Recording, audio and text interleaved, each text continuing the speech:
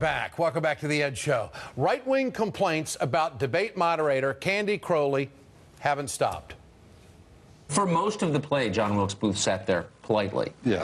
But it was the moment when he didn't that made history. And I thought this was the definitive point in this debate. This is exactly what moderators are not supposed to do. This is the one thing you fear they might do, which is to change the trajectory. Obviously, it's insane to compare Candy Crowley to a man who assassinated President Abraham Lincoln, but there's, I guess, a larger point here. This campaign season, we have seen the culture of lies invade the debate arena like never before. Candy Crowley is a journalist and has been for years and was acting on an instinct to correct the record. Here's the moment. You said in the Rose Garden, the day after the attack, it was an act of terror. It was not a spontaneous demonstration. Is that what you're saying? Please proceed, Governor. I want to make sure we get that for the record, because it took the president 14 days before he called the attack in Benghazi an act of terror. Get the transcript. He did, in fact, sir. So let me call it an act of terror. Can you say that a little louder, Candy? He did call it an act of terror. It did as well take 2 weeks or so for the whole idea of there being a riot out there about this tape to come out. You're correct about that. You know, my issue with this has the truth left the building. If Mitt Romney had said, you know what, President, you nuked North Korea last week and we got a heck of a mess on our hands, should the moderator correct that? I mean, I really do believe that, yes, there are rules in a debate, and yes, there is a function for the moderator, but the truth can't leave the building, and correcting the record, I think, is important. Why do television stations around the country carry a debate? Because it's a public service. It's probably part of their licensing. A public service, there can also be a disservice when the record is not corrected in front of millions of Americans. I think she did exactly what she had to do, followed her instincts. She's been a journalist for a long time and an excellent one, and she corrected the record. That's the way I see it. For more, let's turn to Democratic strategist Chris Kofinas and Republican strategist Ron Christie. Gentlemen, great to have you with us tonight. Ron, what's the uproar all about? I mean, she's just sitting there correcting the record. Oh, she's not just sitting there correcting the record. She interjected herself in a debate under the rules of the debate or the memorandum of understanding that she was only supposed to ask simple follow-up questions. As a journalist, you know this, Ed, you're only supposed to inject yourself to move the debate along. She defended the president. She defended the president's record. Oh, well, actually, Governor Romney, you're wrong. She cut him off. She cut him off 28 times. She only cut the president off 9 times. What she did, I thought, was a very, very wrong thing for being a journalist for integrity. I'm going to cut off Ron right now, because here's the part where, one, if you're complaining after a debate about the moderator, you did not win the debate. Okay, that is pretty obvious. And I think the reality here for the Romney campaign is they're frustrated. I think they went in with a game plan that he didn't execute. They thought they would be able to kind of build on the first debate, which, everyone agrees that Romney did well and the president didn't, and they thought they were going to be able to do it again, and they didn't.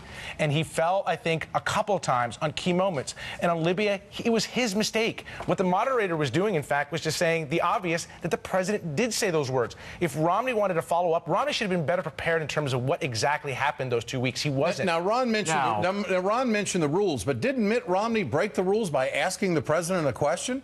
No, he didn't break the rules by asking a question. Those two gentlemen were sparring, and I think that's exactly what the American people want to see, is the two candidates having an interchange. But it was in the rules not to do that. If you and I were debating, we couldn't ask each other a question. And by the way, he did it multiple times. Hang on a second, Chris.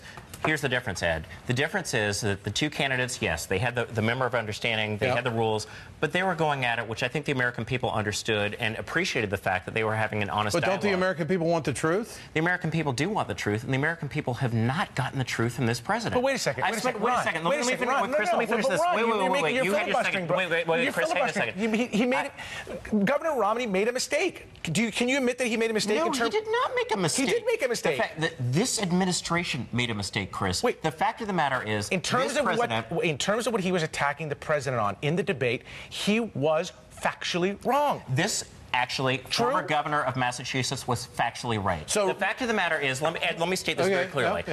The governor said, Mr. President, as a fact, you came out in the Rose Garden the next day on the 12th and said an act of terror, but you weren't specifically speaking about Benghazi. So he didn't go far enough in the verbiage. He didn't go far enough. But here's the thing. But I don't think he said an act of terror. No, the president did say act of terror.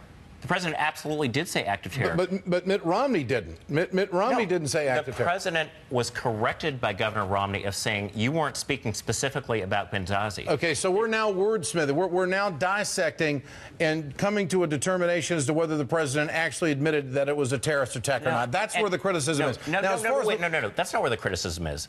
This is not a partisan issue for me, Ed and Chris. This should be the President of the United States and the administration. I get that, Ron, but it seems to be a partisan issue for Mitt Romney because of the way he reacted within 12 hours of what happened without all of the information. He was putting a label on all of this, which I think is dangerous.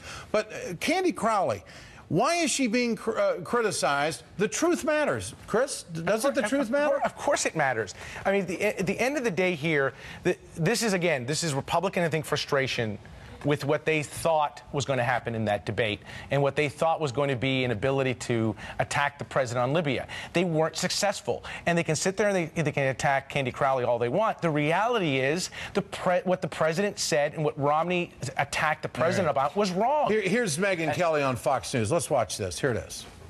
Act of terror, declaring something an act of terror does not necessarily mean you are declaring it a terror attack. I mean, any act that's going to kill our ambassador in this fashion could be described as an act of terror, but that's not necessarily the same as declaring it a terrorist attack. Well, we're wordsmithing, in my opinion. I mean, I think the president was very clear. You don't buy that. I don't. And here's why. I was in the White House in 9/11.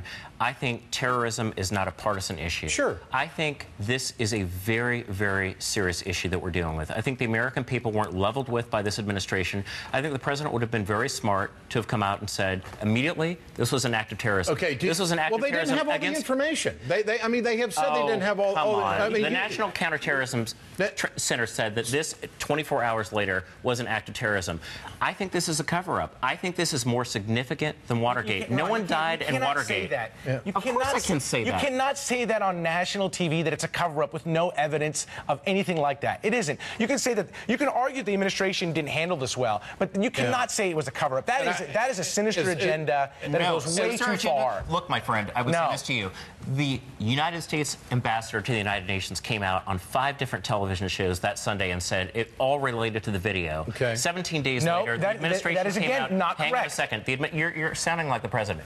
They came out 17 days later and said, in fact, this was not a spontaneous demonstration. This, in fact, was a terrorist attack. Ambassador Rice qualified what she said. Listen to exactly her comments. Qualified it and made it very clear they didn't have all the information. Gentlemen, we got to go. As far as politicizing terror, Dick Cheney did say if we didn't vote for you got to do your Dick Cheney. Well, I'm just saying. I mean, he went on the campaign trail and said if you don't vote for us again, we're going to get hit again. Republicans never politicized. And of course, this administration far more. You didn't write that. You didn't write that, Ron. He said that off the cuff. Great to have you with us. Thanks, Chris Kofinas and Ron Christie tonight.